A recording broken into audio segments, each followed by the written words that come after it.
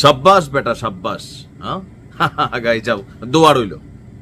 আমার একটা ভয় ছিল এনসিপির রাজনৈতিক অবস্থান নিয়ে, যে ৭১ এবং ২৪ ইস্যুতে তাদের যে বক্তব্যগুলো সোশ্যাল মিডিয়া প্ল্যাটফর্মে আমরা শুনি, তো পাকিস্তানের সামনে কখনো যদি দেখা সাক্ষাৎ হয়, তো সেই ক্ষেত্রে কি মানে ৭১ ইস্যুটা তারা ম্লান করে দেবে কিনা। তবে বাংলাদেশের মানুষের পালস বুঝতে পেরেছে এনসিপি। আমি ধন্যবাদ দিচ্ছি এনসিপিকে তাদের এই অবস্থানের জন্য। দর্শক, আপনারা সকলেই জানেন বাংলাদেশ এবং পাকিস্তানের সম্পর্ককে আরো সামনের দিকে এগিয়ে নেওয়ার জন্য পাকিস্তানের উপপ্রধানমন্ত্রী ইশহাক দার এই মুহূর্তে বাংলাদেশে অবস্থান করছেন। গতকালকে বেশ কয়েকটি রাজনৈতিক দলের সাথে এই এনসিপি সহ আরো কয়েকটি দলের সাথে পাকিস্তানের এই উপপ্রধানমন্ত্রী তিনি বৈঠক করেছেন। আর প্রথম বৈঠকে এনসিপির যারা নেতারা আছেন তারা পাকিস্তানের কাছে ৩টা ইস্যু নিয়ে কথা বলেছে। তো কি সেই ৩টা ইস্যু? মন ভালো হয়ে গেছে। আপনার পাকিস্তান হাই কমিশনে আপনার ঢাকা সফররত পাকিস্তানের উপপ্রধানমন্ত্রী এবং পররাষ্ট্রমন্ত্রীর সাথে যৌথভাবে বৈঠকে ছিল এনসিপির ৭ সদস্যের একটি প্রতিনিধি দল। বৈঠকের পর গণমাধ্যমে আমরা দেখছি যে দলটির যিনি সদস্য সচিব আছেন আক্তার, দ্য ব্লুটুথ বয় আক্তার, বৈঠক শেষে বলছে যে এনসিপি মনে করে বিগত সময়ে পাকিস্তান এবং বাংলাদেশের মধ্যকার যে শত্রু ভাবাপন্ন সম্পর্ক ছিল সেখানে উন্নতির সুযোগ রয়েছে। আমরা মনে করি বাংলাদেশের সাথে পাকিস্তানের সম্পর্ক বৃদ্ধির ক্ষেত্রে, যে কোনো ধরনের সম্পর্ক বৃদ্ধির ক্ষেত্রে ৭১ ইস্যু, সেই ৭১ ইস্যুকে অবশ্যই ডিল করা উচিত।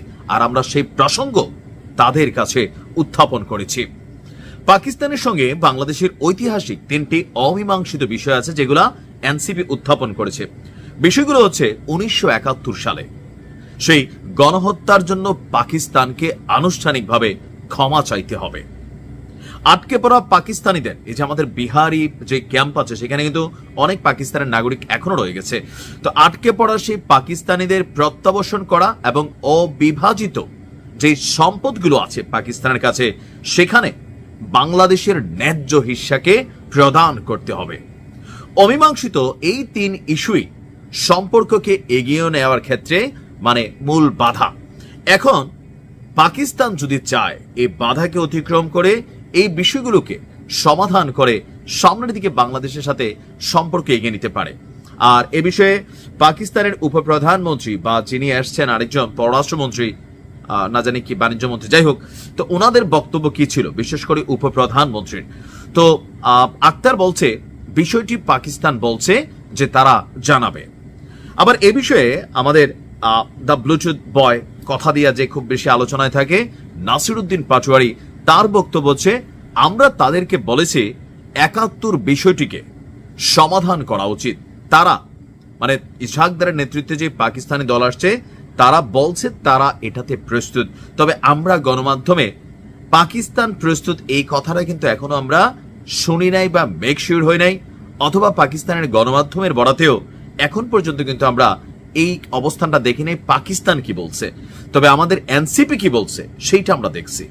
দেখেন 10টা সমালোচনা থাকে, বাট মাঝে মাঝে একটা দুইটা ভালো কাজ বা অবস্থান এটা প্রমাণ করে দেয় যে দিন শেষে আমাদের প্রত্যেকের গোড়া ১৯৭১। ২৪-এর মর্যাদা আলাদা, ১৯৭১-এর মর্যাদা আলাদা, দুইটার দুইটা ভ্যালু আছে। তবে ৭১-কে বাদ দিয়ে এই দেশে যদি নতুন কোনো কিছুর প্রচেষ্টা করা হয় সেটা যে এই দেশের মানুষ মানবে না, আমাদের রাজনৈতিক দলগুলোর নেতারা যতই মুখে পাকিস্তানপন্থী হোক, পাকিস্তানের পক্ষে কথা বলুক, অথবা পাকিস্তানের অনেকেই নানানভাবে ট্যাগিং এর চেষ্টা করেন, দিন শেষে ৭১-এর জায়গাটা যদি ঠিক রাখে আমার মনে হয় যে আর কোনো ইস্যু নাই। পৃথিবী বদলে গেছে, শত্রু মিত্রতে পরিণত হচ্ছে, মিত্র শত্রুতে পরিণত হচ্ছে। যেখানে বাংলাদেশের স্বার্থ আছে, বাংলাদেশের লাভ আছে, মান মর্যাদা আছে, সেখানে বাংলাদেশ যাবে। এই ক্ষেত্রে আমার কোনো দ্বিমত নেই। ধন্যবাদ এনসিপিকে, ভালো থাকুন।